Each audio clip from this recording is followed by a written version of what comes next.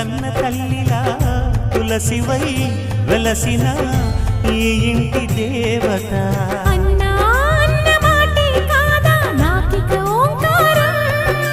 చెల్లి నువ్వు పుట్టిన రోజే ప్రేమకు శ్రీకారం. మా ఇల్లు అనురాగ గుడి గోపురం. సిరులెన్ని ఉన్న సరితూగలేవు నా చెల్లి చిన్ని నవ్వులకు. నీ పాద స్పర్శ శ్రీరామ రక్ష మాతృదేవో భవ.